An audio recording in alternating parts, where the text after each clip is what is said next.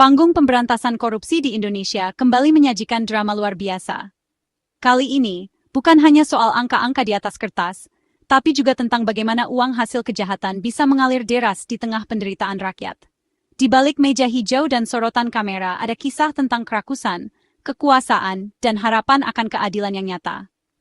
Pada 2 Juli 2025, Kejaksaan Agung memamerkan lautan uang tunai triliunan rupiah.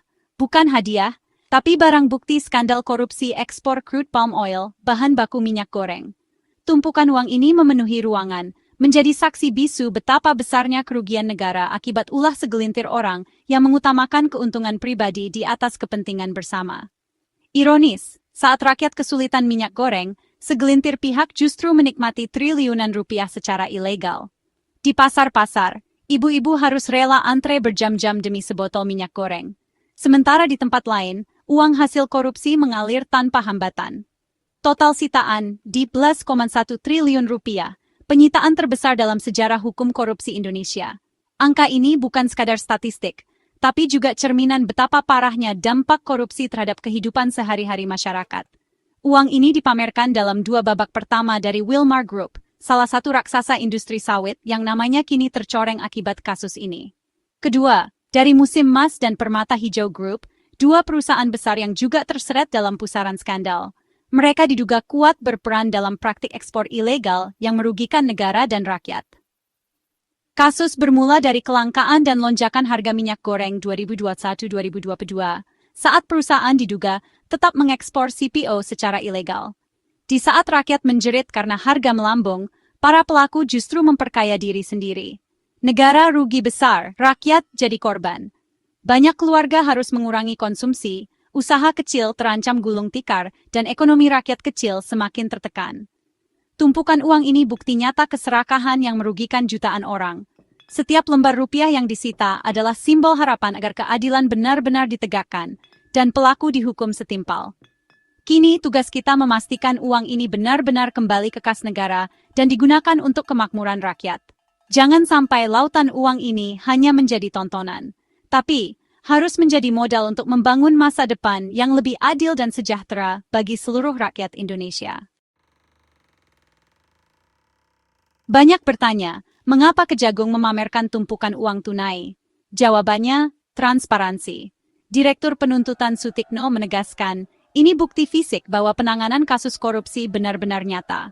Publik sering skeptis kasus besar, tapi hasilnya tak terlihat. Dengan menampilkan uang sitaan, Kejagung ingin membangun kepercayaan publik dan menunjukkan hasil kerja konkret. Ini pertanggungjawaban langsung kepada masyarakat. Pameran uang juga jadi peringatan keras bagi calon koruptor kejahatan akan dikejar, hasilnya dirampas negara. Langkah ini bukan sekadar pertunjukan, tapi strategi komunikasi untuk transparansi dan efek jera. Pesannya jelas, korupsi tak akan dibiarkan. Suasana gedung Bundar Kejagung hari itu berubah total. Biasanya gedung ini hanya dipenuhi aktivitas hukum dan lalu lalang pegawai. Namun kali ini, atmosfernya jauh lebih tegang dan penuh perhatian. Semua mata tertuju pada satu hal yang luar biasa, tumpukan uang sitaan yang nilainya fantastis. Tumpukan uang tunai pecahan 100 dan 50 ribu rupiah, dikemas rapi dalam plastik, membentuk kasur raksasa rupiah. Jumlahnya begitu banyak, hingga memenuhi meja-meja besar di ruangan konferensi pers, menciptakan pemandangan yang jarang sekali terlihat di dunia nyata. Media berlomba mengabadikan pemandangan yang biasanya hanya ada di film. Kamera dan mikrofon diarahkan ke setiap sudut, berusaha menangkap setiap detail dari uang sitaan yang menjadi bukti nyata besarnya kasus korupsi yang sedang diungkap. Visualisasi ini membuat semua orang sadar betapa besarnya uang negara yang diselewengkan. Ekspresi takjub, bahkan syok, terlihat jelas di wajah-wajah yang hadir. Tak sedikit yang berbisik, membayangkan berapa banyak hal yang bisa dilakukan dengan uang sebanyak itu untuk kepentingan rakyat. Keamanan super ketat, aparat bersenjata lengkap dari Kejagung dan TNI membentuk barikade hidup. Mereka berdiri siaga, memastikan tidak ada satupun celah bagi siapapun yang berniat buruk mendekati uang sitaan ini. Setiap prosedur pengamanan dijalankan disiplin, dari penataan hingga pengembalian uang ke tempat aman. Proses pemindahan uang dilakukan dengan pengawasan ketat, mengikuti protokol yang sudah ditetapkan agar tidak ada celah penyalahgunaan. Penjagaan ini menegaskan, Negara serius melindungi asetnya. Setiap petugas menunjukkan dedikasi tinggi menjadi simbol bahwa negara tidak main-main dalam menjaga hasil sitaan dari tindak pidana korupsi. Pameran uang ini bukan hanya dramatis, tapi juga simbol kekuatan negara melawan korupsi. Uang-uang ini menjadi bukti nyata bahwa negara mampu menindak tegas pelaku korupsi dan mengembalikan hak rakyat. Semua pihak diingatkan, perang melawan korupsi nyata dan butuh pengawalan ketat. Setiap langkah dalam proses hukum ini menjadi pesan kuat bahwa negara tidak akan mundur dalam menjaga keadilan dan memberantas korupsi hingga ke akarnya. Di balik angka triliunan rupiah yang berputar di industri kelapa sawit Indonesia, ada 3 nama besar yang tak bisa diabaikan.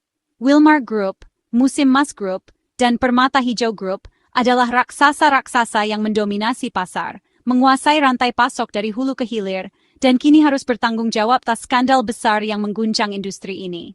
Ketiganya bukan hanya pemain lokal, tapi juga punya pengaruh global, mengekspor produk sawit ke berbagai penjuru dunia. Namun, di balik kesuksesan bisnis mereka, tersimpan persoalan hukum yang sangat serius. Wilmar Group menjadi sorotan utama dalam kasus ini, karena terlibat paling besar dalam perkara korupsi ekspor CPO. Perusahaan ini dikenal sebagai salah satu eksportir minyak sawit terbesar di dunia, dan kini harus menghadapi konsekuensi hukum yang berat.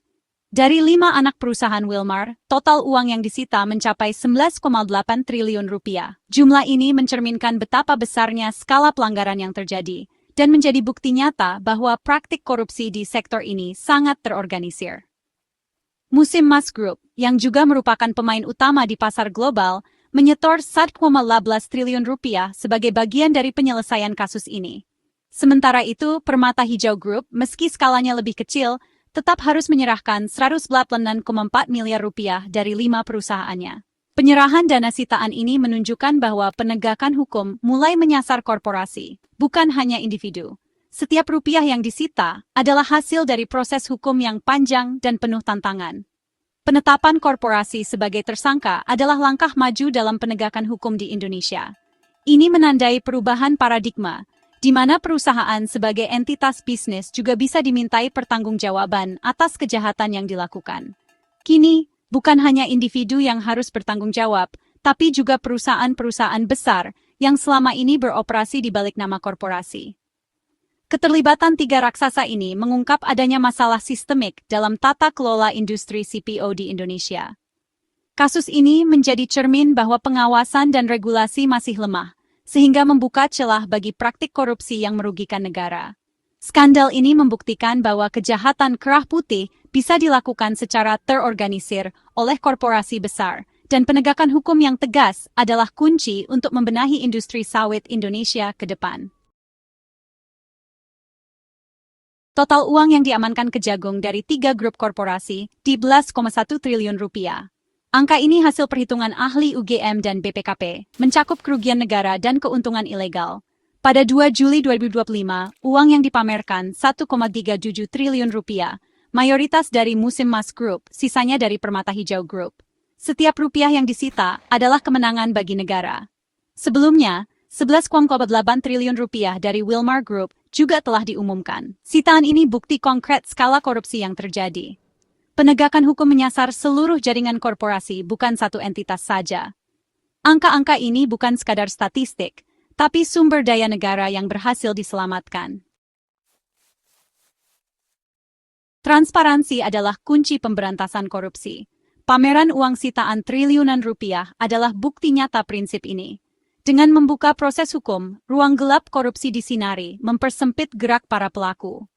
Publik yang melihat hasil nyata akan lebih percaya dan mendukung penegakan hukum. Transparansi juga jadi kontrol sosial. Masyarakat bisa ikut mengawasi dan menekan agar proses hukum berjalan adil. Setiap tindakan yang menyangkut kepentingan publik harus dipertanggungjawabkan terbuka. Semakin transparan proses, semakin sulit korupsi terjadi. Ini investasi jangka panjang untuk sistem pemerintahan yang bersih dan berintegritas. Penampilan uang sitaan triliunan rupiah punya dampak psikologis besar. Bagi masyarakat, ini memicu optimisme, hukum masih bertaji, negara masih bisa melawan perampok uang rakyat. Keberhasilan ini meningkatkan dukungan publik pada Kejagung dan penegak hukum. Dukungan publik adalah energi untuk membongkar kasus besar lain. Bagi koruptor, pameran uang ini adalah peringatan keras dan penghinaan terbuka. Efek jera tak hanya dari hukuman, tapi juga dari rasa malu di hadapan bangsa. Budaya permisif terhadap korupsi perlahan terkikis. Membangun benteng psikologis sama pentingnya dengan membangun sistem hukum yang kuat. Keberhasilan Kejagung membongkar skandal minyak goreng tak boleh membuat kita hanya jadi penonton. Momen ini harus jadi titik tolak peran serta publik dalam mengawal pemberantasan korupsi. Proses hukum masih berjalan, uang sitaan masih berstatus titipan, publik harus terus mengawasi hingga putusan inkrah. Media dan masyarakat sipil harus memastikan tak ada permainan di tingkat selanjutnya. Setiap individu adalah mata dan telinga negara. Laporkan indikasi korupsi sekecil apapun. Kasus ini bukti laporan masyarakat bisa membongkar skandal besar. Kita juga harus mendorong perbaikan sistem tata kelola dan pengawasan industri CPO. Kita bukan penonton, kita agen perubahan. Panggung Gedung Bundar telah usai, tapi perang melawan korupsi masih panjang. Tugas kita kawal agar uang sitaan benar-benar masuk kas negara dan pelaku dihukum setimpal. Pembenahan sistemik mutlak diperlukan. Kasus ini alarm keras tata kelola SDA kita bermasalah. Pemberantasan korupsi harus diimbangi pencegahan dan reformasi sistem. Perang ini tanggung jawab bersama, bukan hanya tugas Kejagung atau KPK. Jadikan momentum ini untuk memperkuat barisan dan terus mengawasi. Dengan semangat kebersamaan, kita bisa berharap Indonesia lebih bersih dan adil. Perang belum usai, mari kawal bersama hingga tuntas.